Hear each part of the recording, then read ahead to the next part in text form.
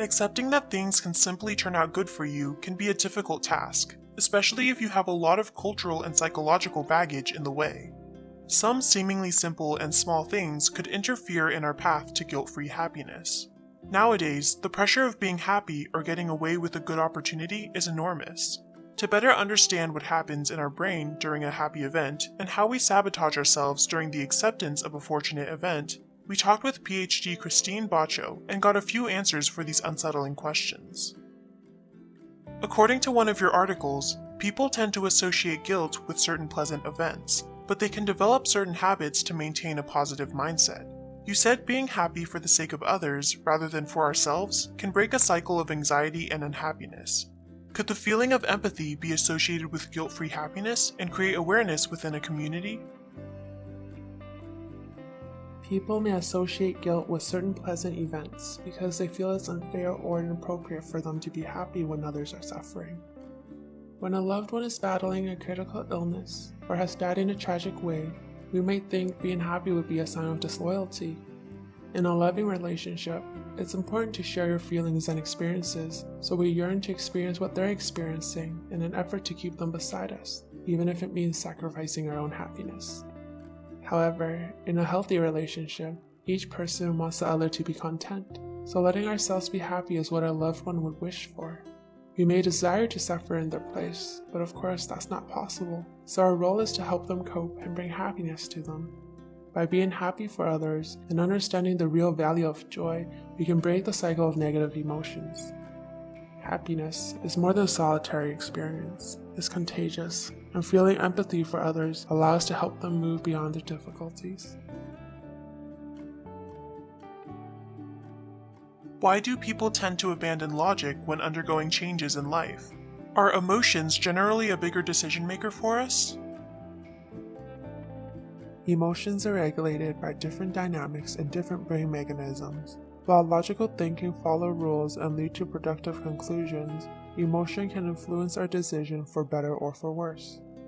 Even when we believe their choices are based on logic, oftentimes those choices are also affected by emotional bias, because emotional attachment governs preference and perceived importance. Also, many people believe that life choices shouldn't be decided purely on logic. Take, for example, marriage. Most would prefer to choose their partners using their emotions rather than using utilitarian logic. How can optimistic and joyful people directly influence those suffering from depression or anxiety? Being optimistic allows a person to see a wider variety of options and recognizes more opportunities for growth, success, and increasing the chances of feeling happy. Being open to new experiences can help overcome the sense of helplessness that stems from depression and anxiety. While it takes time and practice, following an optimistic attitude can ultimately help someone experience small successes that lead to greater personal growth and life satisfaction. Joy is contagious and changes the way we others interact with us. Others are likely to spend more time with and respond more positively to us when they share our happiness. Having a positive attitude and healthier social interaction can break the cycle of depression and replace it with a cycle of more positive emotions. Why do superstitions like karma guide our fear of feeling happy? Karma is one example of a belief that's understood differently in various cultures. In a society that doesn't follow the fundamental philosophy behind it, the idea is often applied simply to convey a deeper universal human need for order. Notions of randomness, luck, and chance are threatened to our psychological well-being because they suggest that we will never be in full control of our lives. Consequently, we seek to impose orders, especially during chaotic or stressful times. Misunderstanding situations that are governed by chance, such as gambling, reinforced by variable awards, can lead to unhealthy behaviors.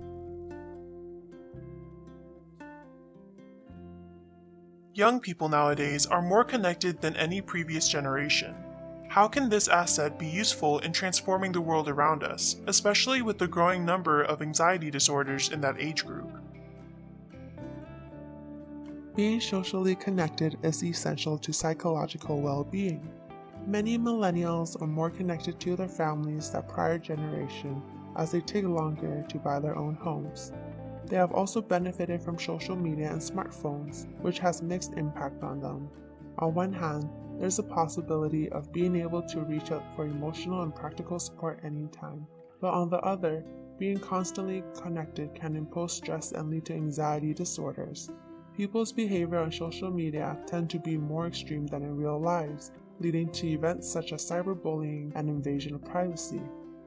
Generally, for many young people, constant connection means always being on call, with no alone time for themselves. But they are learning to use technology in constructive ways, whether it's befriending people from diverse backgrounds or keeping in touch with distant friends.